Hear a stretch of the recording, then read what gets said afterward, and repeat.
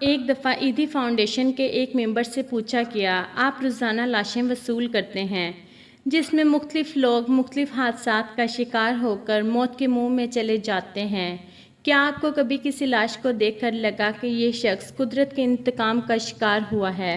میری بات سن کر سامنے بیٹھے موذی شخصیت کچھ اور سنجیدہ ہو کر بولے، بہت بار ایسا ہوا ہے۔ پچھلے ہفتے کی بات ہے، ہمیں کال موصول ہوئی، 2 ماں بیٹیوں نے خودکشی کر لی تھی۔ ہم لوگ فوراً موقع پر پہنچے، قانونی کارروائی کے بعد لاشیں تحویل میں لے کر ان کو غسل دیا، کفن دفن کا انتظام کیا اور محلے والوں کی مدد سے جنازے کے بعد ان کی تدفین کر دی۔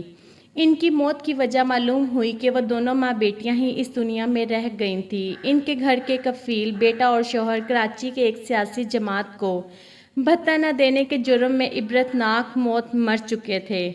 جب کسی مرد کا سہارا نہ بچا، دونوں ماں بیٹیوں نے خود رزق کی تلاش میں گھر سے نکلنے کا فیصلہ کیا اور لوگوں کے گھروں میں کام کرنے لگیں۔ یوں ان کا گزر بسر ہو جاتا، کبھی گھر کا کرایہ ادا ہو جاتا اور کبھی ان کی کمائی سے مہینے کا راشن آ جاتا۔ مالک کی رضا میں راضی ہو کر زندگی گزارنے لگیں۔ پھر اچانک سے ایک نئی آزمائش آ پہنچی۔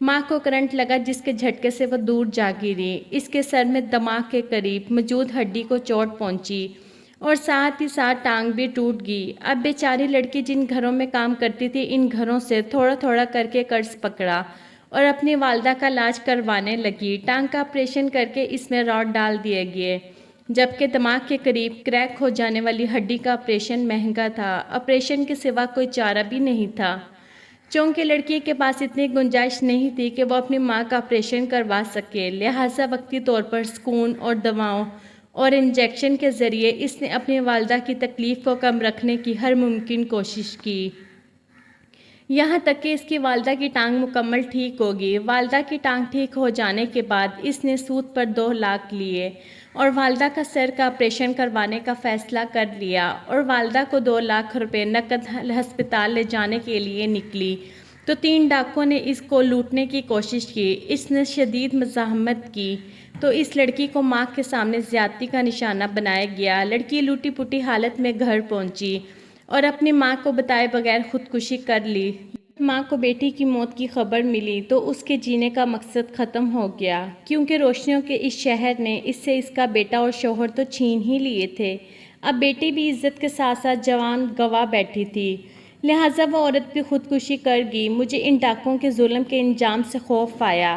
میں نے پھر بھی ان کو ان کے انجام تک پہنچانے کا سوچا اور جس جگہ واردات ہوئی وہاں موجود قریبی گھر کے کیمرے سے CCTV فوٹیج لی اور اپنے ایک پولیس والے دوست کے ذریعے ان کی تلاش شروع کر دی، مگر ہمیں دوسرے ہی دن دوبارہ 3 لاشیں اٹھانے کی کال آ گئی تھی۔ 3 لوگ جو بقول پولیس کے نشے میں دھت موٹر سائیکل پر جا رہے تھے اور سامنے سے آدھے ٹرک سے ٹکرا گئے۔